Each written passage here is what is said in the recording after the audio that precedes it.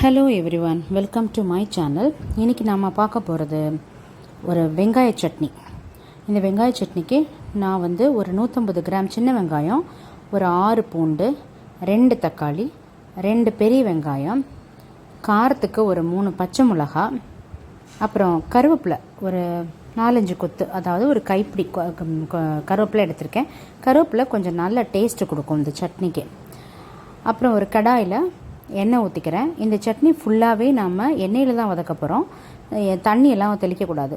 அதனால் ஒரு 4-5 ஸ்பூன் எண்ணெய் விட்டுக்கோங்க. எண்ணெய் விட்டு எண்ணெய் காஞ்சதுக்கு அப்புறமா ஃபஸ்ட்டு இந்த பெருசாக நம்ம 2 பெரிய வெங்காயம் எடுத்தோம் இல்லையா, அந்த பெரிய வெங்காயத்தை கொஞ்சம் மீடியம் சைஸில் கட் பண்ணி அதை போடுறேன். அது நல்லா வதங்கட்டும். இந்த பெரிய வெங்காயத்தோட எதுக்காக நாம் சின்ன வெங்காயமும் சேர்க்குறோன்னா, பெரிய வெங்காயத்தில் சம்டைம்ஸ் சில தித்திப்பு வரும், சம்டைம்ஸ் சில தித்திப்பு மாதிரி இருக்கும். அந்த இனிப்பு சுவையை எடுக்கிறதுக்காக தான் நம்ம இந்த சின்ன வெங்காயம் போடுறோம். சின்ன வெங்காயம் மட்டும் ஃபுல்லாகவே போட்டாலும் ரொம்ப நல்லாயிருக்கும். நமக்கு வெங்காய சீசனில் எப்போல்லாம் சின்ன வெங்காயம் சீப்பாக கிடைக்குதோ அந்த டைமில் நாம் சின்ன வெங்காயமும் கலந்து நம்ம செஞ்சுக்கலாம். பெரிய வெங்காயம் மட்டும் போட்டால் அது ஒரு மாதிரி தித்திப்பு டேஸ்ட் வந்துடும். அதுக்காக தான் நான் இதையும் கலந்து ரெண்டையுமே கலந்து போடுறேன். இந்த வெங்காயம் நல்லா வதங்கணும். எண்ணெயிலே தான் வதங்கணும், நம்ம தண்ணியெல்லாம் தெளிக்கக்கூடாது. எண்ணெயிலே நல்லா வதங்கணும். ஒரு பொன்னிறமாக வர வரைக்கும் அதை நல்லா பொறுமையாக மீடியம் இதில் வச்சுட்டு வதக்கி வதக்கி வதக்கி நல்லா வதக்கி எடுத்துக்கோங்க. ஒரு கண்ணாடி பதம் வரணும்னு கூட சொல்லலாம். அந்த அளவுக்கு நல்லா வதக்குங்க. ஏன்னா தண்ணி தெளிச்சிங்கன்னா அது ஒரு டேஸ்ட் சுத்தமாகவே மாறி போயிடும். அதனால தான் சொல்கிறேன். அதுக்கப்புறமா இந்த சின்ன வெங்காயம், அப்புறம் நம்ம எடுத்து வச்ச பூண்டு 6 பூண்டு எடுத்து வச்சுருக்கோம், அந்த பூண்டையும் அதில் சேர்த்துக்கோங்க. இப்போ ஃபஸ்ட்டு வெங்காயம் கொஞ்சம் வதங்கிருச்சு. அதுக்கப்புறம் தான் சின்ன வெங்காயமும் பூண்டும் போடுறோம். இதுவும் நல்லா வதங்கணும். அதனால் கொஞ்சமாக இதுக்கு தேவையான அளவு உப்பு, எவ்வளோ உப்பு உங்களுக்கு தேவைப்படுன்னு தோணுதோ அந்த அளவுக்கு உப்பு போட்டுக்கோங்க. மெயினாக இதுக்கு உப்பும் உரப்பு கொஞ்சம் புளிப்பு, இது மூணுமே ஈக்குவலாக இருக்கணும். கொஞ்சம் தூக்கலாகவே இருக்கணும்னு கூட சொல்லலாம். அப்போ தான் இந்த சட்னி நல்லாயிருக்கும்.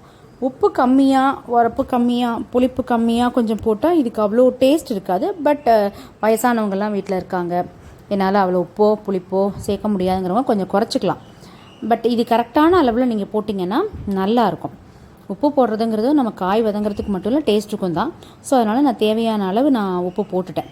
போட்டு முடிச்சுட்டு அது கொஞ்சம் நல்லா வதங்கினதுக்கப்புறமா நம்ம எடுத்து வச்சுருக்க பச்சை மிளகா, அப்புறம் தக்காளி, அது நறுக்கி வச்ச தக்காளி ரெண்டையுமே அதில் போட்டுருங்க. இப்போ தக்காளி நல்லா வதங்கணும். அதுக்கு தான் நான் முதல்ல சொன்னேன், எல்லாத்தையுமே எண்ணெயில் வதக்குறோங்கிறதுனால தான் முதல்ல ஒரு 5-6 ஸ்பூன் நம்ம எண்ணெய் விட்டோம். அந்த எண்ணெயிலே அது வதங்கணும். அந்த தக்காளி நல்லா வதங்கி நல்லா குழஞ்சி வரணும், அந்த அளவுக்கு அது வதங்கணும்.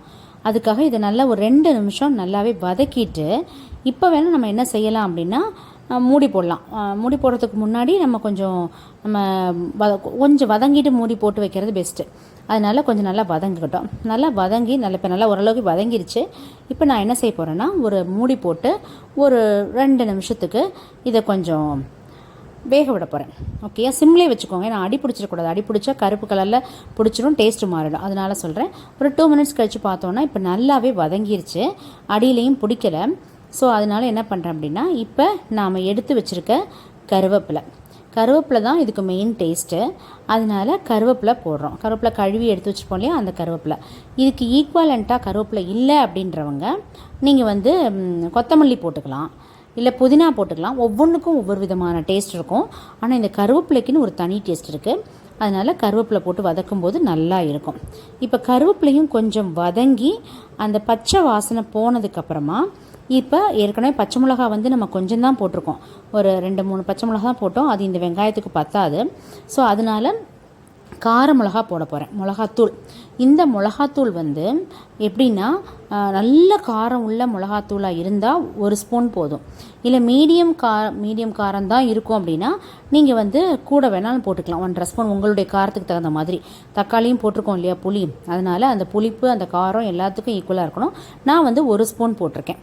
1 ஸ்பூன் போட்டுட்டு இந்த மிளகாத்தூளோட காரம் அந்த இதில் நல்லா எல்லா இடமும் ஸ்ப்ரெட் ஆகணும். ரெண்டாவது அந்த ஸ்மெல்லு பச்சை காரத்தோட மிளகாத்தூளோட வாசம் வாசம்னா என்ன சொல்கிறேன், அந்த பொடியோட வாசம் நல்லா போகணும். அந்த அளவுக்கு அதை நல்லா எண்ணெயிலேயே வதக்கிக்கோங்க. அதனால தான் முதல்ல நம்ம எண்ணெய் கூட விட்டோம். இதை நல்லா வதக்கிக்கோங்க. அடிப்பிடிக்க விடாமல் சிம்மில் வச்சு நல்லாவே வதக்கிக்கோங்க. இப்போ ஓரளவுக்கு ஸ்மெல்லும் போயிடுச்சு, அந்த மிளகாத்தூளோட காரம் ஸ்மெல்லும் போயிடுச்சு, எல்லாமே நல்லா வதங்கியும் வந்துடுச்சு. இப்போ நான் என்ன செய்கிறேன்னா அடுப்பை ஆஃப் பண்ணிவிட்டு இதை ஒரு 5 மினிட்ஸ் நல்லா ஆற விட்டுடுங்க.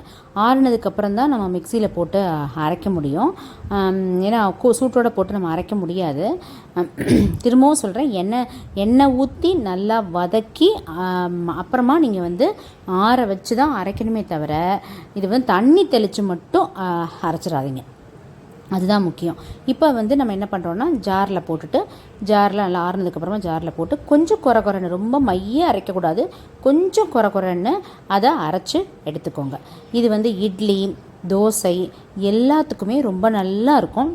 நீங்கள் அதுக்கு அரைச்சி முடிச்சதுக்கப்புறமா கொஞ்சம் எண்ணெய் ஊற்றி கடுகு, உளுத்தம் பருப்பு தாளித்து போட்டுக்கலாம். இது இட்லிக்கும் தோசைக்கும் ரொம்ப அருமையாக இருக்கும். செஞ்சு பாருங்கள்.